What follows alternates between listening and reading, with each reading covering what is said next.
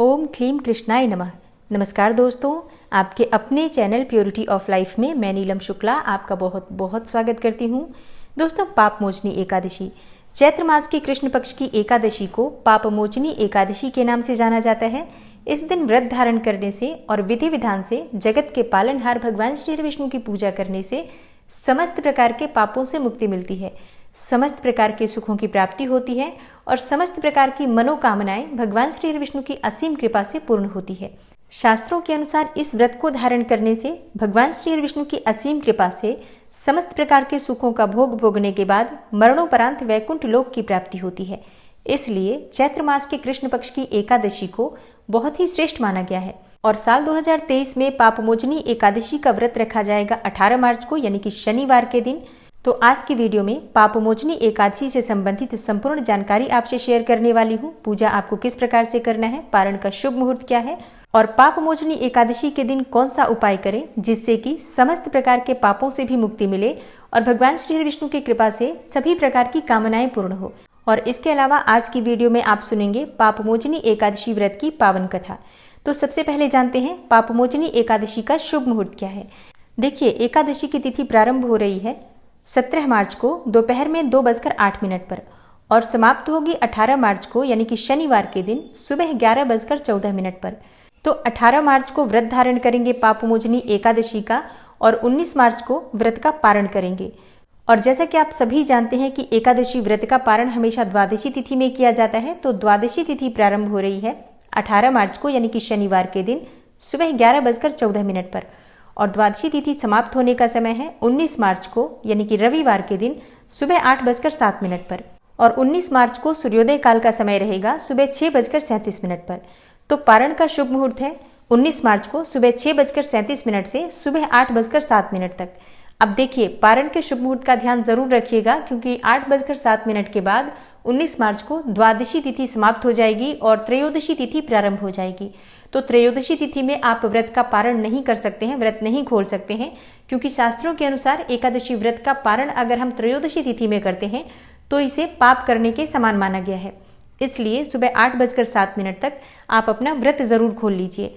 और जो भक्त एकादशी का व्रत करते हैं उन्हें दशमी तिथि के दिन बिल्कुल शुद्ध और सात्विक भोजन लेना चाहिए और एकादशी के दिन ब्रह्म मुहूर्त में उठकर स्नान करने के बाद सबसे पहले भगवान सूर्यदेव को जल अर्पित करना चाहिए। उसके बाद अपने घर के मंदिर में भगवान श्री विष्णु की विधि विधान से पूजा करनी चाहिए। और हाँ, अगर आप व्रत करते हैं तो व्रत का संकल्प जरूर ले लीजिए सुबह की पूजा में। और जो भक्त व्रत नहीं करते हैं वो बिना व्रत किए भी भगवान श्री विष्णु की विधि विधान से पूजा जरूर करें। देखिए, पापमोचनी एकादशी के दिन भगवान श्री विष्णु का पंचामृत से अभिषेक करने से दाम्पत्य जीवन सुखमय होता है, सुख समृद्धि की प्राप्ति होती है, सौभाग्य में वृद्धि होती है और संतान की प्राप्ति होती है। एकादशी के दिन भगवान श्री विष्णु को तुलसी अर्पित करने से समस्त प्रकार के पाप कर्मों से मुक्ति मिल जाती है। कायिक, वाचिक, मानसिक समस्त प्रकार के पाप कर्म तुलसी अर्पित करने से नष्ट हो जाते हैं।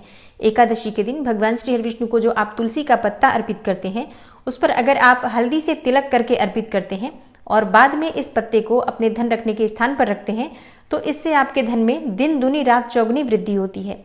इसके साथ ही जो आप भोग अर्पित करेंगे उसमें तुलसी का पत्ता अवश्य अर्पित कीजिए। इससे आपके जीवन की समस्त प्रकार की बाधाएं भी दूर होती हैं और किसी भी प्रकार की आपकी मनोकामना हो वो पूर्ण होती है। देखिए, एकादशी के दिन अगर आप तुलसी में दीपदान करते हैं तो दीपदान करने से आपके जीवन की बहुत सारी परेशानियां दूर हो जाती हैं। ऐसा कहा जाता है कि अगर आपके विवाह में बहुत अधिक परेशानी है, बहुत उम्र हो गई लेकिन विवाह नहीं हो पा रहा, या फिर मनचाहे जीवन साथी की कामना है, या अगर आपका विवाह हो चुका है लेकिन दाम्पत्य जीवन में काफी परेशानियां हैं, संतान की प्राप्ति में बाधा है, तो आज के दिन जब आप दीपदान करते हैं तुलसी में संध्या काल में तो इससे आपके जीवन में आ रही समस्त परेशानियां दूर होती हैं और शीघ्र ही आपकी मनोकामना पूर्ण होती है। इसलिए आज तुलसी की पूजा अत्यंत आवश्यक है। लेकिन तुलसी के पत्ते आज आप नहीं तोड़ सकते हैं। तुलसी के पत्ते आप दशमी तिथि के दिन तोड़ कर रख लीजिए और एकादशी के दिन उसी तुलसी से भगवान श्री विष्णु की पूजा कर सकते हैं। और हाँ, एकादशी के दिन तुलसी में जल भी नहीं अर्पित करना चाहिए। ऐसा कहा जाता है कि तुलसी श्री हरि विष्णु के लिए निर्जल व्रत धारण करती है एकादशी का, इसलिए जल नहीं अर्पित कर सकते हैं। लेकिन आज आपको दीपदान जरूर करना चाहिए। तो विधि विधान से जिस प्रकार से आप भगवान श्री विष्णु की पूजा करते हैं उसी प्रकार से तुलसी की भी पूजा कर सकते हैं। और घर के आसपास कोई भी पीपल का वृक्ष हो या फिर आंवले का वृक्ष हो, केले का पौधा हो, तो वहां भी आप जल अर्पित कर सकते हैं, दीप दान कर सकते हैं और पूजा कर सकते हैं। पाप मोचनी एकादशी के दिन भगवत गीता का अगर आप पाठ करते हैं, भगवान श्री हरि विष्णु के सामने शुद्ध घी का दीपक जलाकर और भगवत गीता के 11वें अध्याय का पाठ करते हैं, तो इससे आपके पितरों की आत्मा को शांति मिलती है और आपको आपके पितरों का भी आशीर्वाद प्राप्त होता है और भगवान श्री हरि विष्णु की भी असीम कृपा प्राप्त होती है, जिससे आपके जीवन में आने वाली समस्त बाधाएं भी दूर होती हैं। और हाँ, भगवत गीता का पाठ करने से समस्त प्रकार के सुखों की भी प्राप्ति होती है और मरणोपरांत वैकुंठ लोक की भी प्राप्ति होती है। इसलिए आज भगवत गीता का पाठ जरूर करना चाहिए। पाप मोचनी एकादशी के दिन रात्रि में जागरण करने से और अखंड दीप रात्रि में प्रज्वलित करने से आपके जीवन में किसी भी प्रकार की परेशानी हो वो दूर होती है। अगर कोई भी विशेष मनोकामना हो तो दीप प्रज्वलित करते समय अगर आप अपनी मनोकामना करते हैं तो आपकी मनोकामना पूर्ण होती है। तो ये सभी उपाय हैं जो आप एकादशी के दिन कर सकते हैं। आपके लिए जो भी संभव हो करना वो उपाय आप कर सकते हैं। चाहे तो सारे उपाय कर सकते हैं। ये बिल्कुल पूजा विधि है, बिल्कुल सात्विक उपाय है। अगर आप एक से अधिक भी करते हैं तो आपके जीवन की बहुत सारी परेशानियां स्वतः ही समाप्त हो जाएंगी। तो ये सभी उपाय अगर आप व्रत करते हैं तब भी कर सकते हैं और जो भक्त व्रत नहीं करते हैं वो भी इन उपायों में से जितने भी उपाय आपसे हो सके जरूर कर लीजिए। और हाँ, एकादशी के अगले दिन व्रत का पारण किया जाता है, तो पारण से पहले दान जरूर करना चाहिए। ब्राह्मण के निमित्त आप चाहें तो भोजन की कच्ची सामग्री निकाल सकते हैं या फिर आप चाहें तो ब्राह्मण को घर बुलाकर भोजन करा सकते हैं। और हाँ, द्वादशी तिथि के दिन जब आप अपना व्रत खोलते हैं, पारण करते हैं, उससे पहले गाय को गुड़ और रोटी जरूर खिला दीजिए। हो सके तो चींटियों के निमित्त आटा और शक्कर डाल सकते हैं। मतलब किसी न किसी जीव को भोजन कराने के बाद ही आप स्वयं भोजन कर सकते हैं। तो इस प्रकार से दशमी से द्वादशी तक के नियम होते हैं एकादशी के। अगर आप इन सभी नियमों का पालन कर पाते हैं तब तो अत्यंत ही श्रेष्ठ है, नहीं तो जितना हो सके नियम पालन करने का प्रयास करना चाहिए। और अब भगवान श्री हरि विष्णु का अपने मन में ध्यान करके कमेंट बॉक्स में ओम नमो भगवते वासुदेवाय नमः लिखिए और इसके बाद इस पावन कथा को श्रवण करते हैं। फाल्गुन मास के शुक्ल पक्ष की एकादशी का महात्म्य जानने के बाद अर्जुन ने भगवान श्री कृष्ण से कहा, हे मधुसूदन, आपने फाल्गुन मास के शुक्ल पक्ष की एकादशी अर्थात आमलकी एकादशी के बारे में विस्तार पूर्वक मुझे बतलाया। अब चैत्र मास के कृष्ण पक्ष की एकादशी का क्या नाम है तथा उसकी विधि क्या है, कृपा करके आप मेरी बढ़ती हुई जिज्ञासा को शांत कीजिए। भगवान श्री कृष्ण ने कहा, हे अर्जुन, चैत्र मास के कृष्ण पक्ष की एकादशी को पाप मोचनी एकादशी के नाम से जाना जाता है। एक बार की बात है, पृथ्वीपति राजा मानधाता ने लोमश ऋषि से यही प्रश्न किया था जो तुमने मुझसे किया है। अतः जो कुछ भी ऋषि लोमश ने राजा मानधाता को बतलाया वही मैं तुमसे कह रहा हूं। तुम ध्यान पूर्वक सुनो। राजा मानधाता ने धर्म के गुह्यतम रहस्यों के ज्ञाता महर्षि लोमश से पूछा, हे ऋषि श्रेष्ठ, मनुष्य के पापों का मोचन किस प्रकार संभव है? कृपा कर कोई ऐसा सरल उपाय बताएं जिससे सभी को सहज ही पापों से छुटकारा मिल जाए। तब महर्षि लोमश ने कहा, हे नृपति, चैत्र मास के कृष्ण पक्ष की एकादशी का नाम पापमोचनी एकादशी है। उसके व्रत के प्रभाव से मनुष्यों के अनेकों पाप नष्ट हो जाते हैं। मैं तुम्हें इस व्रत की कथा सुनाता हूँ, तुम ध्यान पूर्वक श्रवण करो। प्राचीन समय की बात है, चैत्ररथ नामक एक वन था। उसमें अप्सराएं किन्नरों के साथ विहार किया करती थी। वहां सदैव वसंत का मौसम रहा करता था, अर्थात उस जगह सदा नाना प्रकार के पुष्प खिले रहते थे। कभी गंधर्व कन्याएं विहार करती थी तो कभी देवेंद्र अन्य देवताओं के साथ क्रीड़ा किया करते थे। उसी वन में मेधावी नाम के एक ऋषि भी तपस्या में लीन रहते थे। मेधावी ऋषि भगवान शिव के भक्त थे। एक दिन मंजुघोषा नामक एक अप्सरा ने उनको मोहित कर उनकी निकटता का लाभ उठाने की चेष्टा की और इसके लिए वह कुछ दूरी पर बैठकर वीणा बजाकर मधुर स्वर में गाने लगी। उसी समय शिव भक्त महर्षि मेधावी को कामदेव भी जीतने का प्रयास करने लगे। कामदेव ने उस सुंदर अप्सरा के भ्रू अर्थात भौहों का धनुष बनाया, कटाक्ष को उसकी प्रत्यंचा बनाई और उसके नेत्रों को मंजुघोषा अप्सरा का सेनापति बनाया। इस तरह कामदेव अपने शत्रु भक्त को जीतने को तैयार हुआ। उस समय महर्षि मेधावी भी युवावस्था में थे और काफी हृष्ट-पुष्ट थे। उन्होंने यज्ञोपवीत तथा दंड धारण कर रखा था और वे दूसरे कामदेव के समान प्रतीत हो रहे थे। उस मुनि को देखकर कामदेव के वश में हुई मंजुघोषा ने धीरे धीरे मधुर वाणी से वीणा पर गायन शुरू किया। तो महर्षि मेधावी भी मंजुघोषा के मधुर गाने पर तथा उसके सौंदर्य पर मोहित हो गए। वह अप्सरा मेधावी मुनि को कामदेव से पीड़ित जानकर उनसे आलिंगन करने लगी। महर्षि मेधावी उसके सौंदर्य पर मोहित होकर शिव रहस्य को भूल गए और काम के वशीभूत होकर उसके साथ रमण करने लगे। काम के वशीभूत होने के कारण मुनि को उस समय दिन रात का कुछ भी ज्ञान न रहा और काफी समय तक वे रमण करते रहे। तदुपरांत मंजुघोषा उस मुनि से बोली, हे ऋषिवर, अब मुझे बहुत समय हो गया है, अतः स्वर्ग जाने की आज्ञा दीजिए। अप्सरा की बात सुनकर ऋषि ने कहा, हे मोहिनी, संध्या को तो आई हो, प्रातःकाल होने पर चली जाना। ऋषि के ऐसे वचनों को सुनकर अप्सरा उनके साथ रमण करने लगी। इसी प्रकार दोनों ने साथ साथ बहुत समय बिताया।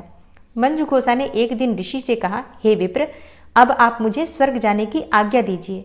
मुनि ने इस बार भी वही कहा, हे रूपसी, अभी तो ज्यादा समय व्यतीत ही नहीं हुआ है, कुछ समय और ठहरो। मुनि की बात सुनकर अप्सरा ने कहा, हे ऋषिवर, आपकी रात तो बहुत लंबी है, आप स्वयं ही सोचिए कि मुझे आपके पास आए कितना समय हो गया, अब और ज्यादा समय तक ठहरना क्या उचित है। अप्सरा की बात सुनकर मुनि को समय का बोध हुआ और वह गंभीरता पूर्वक विचार करने लगे।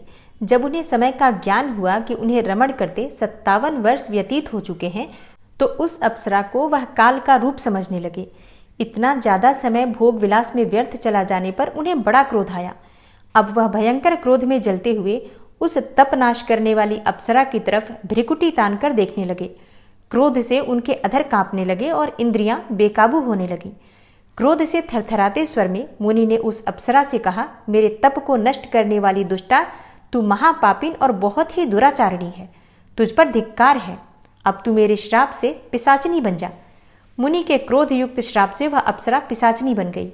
यह देख वह व्यथित होकर बोली, हे ऋषिवर, अब मुझ पर क्रोध त्याग करके प्रसन्न होइए और कृपा करके बताइए कि इस श्राप का निवारण किस प्रकार होगा।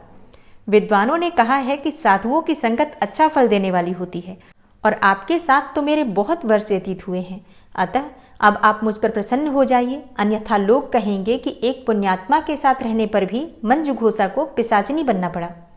मंजुघोषा की बात सुनकर मुनि को अपने क्रोध पर अत्यंत ग्लानि हुई और साथ ही अपनी अपकीर्ति का भय भी हुआ।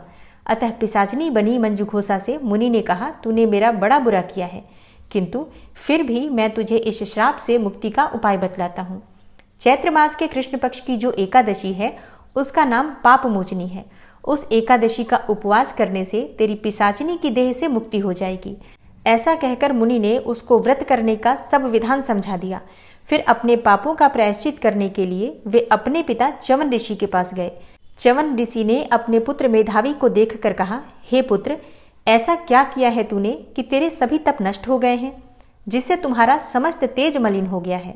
मेधावी मुनि ने लज्जा से अपना सिर झुकाकर कहा, हे पिताश्री, मैंने एक अप्सरा से रमण करके बहुत बड़ा पाप किया है। इसी पाप के कारण संभवतः मेरा सारा तेज और मेरे तप नष्ट हो गए हैं। कृपा करके आप इस पाप से छूटने का उपाय बतलाइए। ऋषि ने कहा, हे पुत्र, तुम चैत्र मास के कृष्ण पक्ष की पाप मोचनी एकादशी का विधि तथा भक्ति पूर्वक उपवास करो, इससे तुम्हारे सभी पाप नष्ट हो जाएंगे। अपने पिता च्यवन ऋषि के वचनों को सुनकर मेधावी मुनि ने पापमोचनी एकादशी का विधि पूर्वक व्रत किया। उसके प्रभाव से उनके सभी पाप नष्ट हो गए। मंजुघोषा अप्सरा भी पापमोचनी एकादशी का उपवास करने से पिशाचनी की देह से छूट गई और पुनः अपना सुंदर रूप धारण करके स्वर्गलोक चली गई। लोमस मुनि ने कहा, हे राजन, इस पापमोचनी एकादशी के प्रभाव से समस्त पाप नष्ट हो जाते हैं। इस एकादशी की कथा के श्रवण और पठन से 1000 गोदान का फल प्राप्त होता है। इस उपवास के करने से ब्रह्म हत्या करने वाले, स्वर्ण चुराने वाले, मद्यपान करने वाले, अगम्यागमन करने वाले आदि भयंकर पाप भी नष्ट हो जाते हैं और अंत में स्वर्गलोक की प्राप्ति होती है।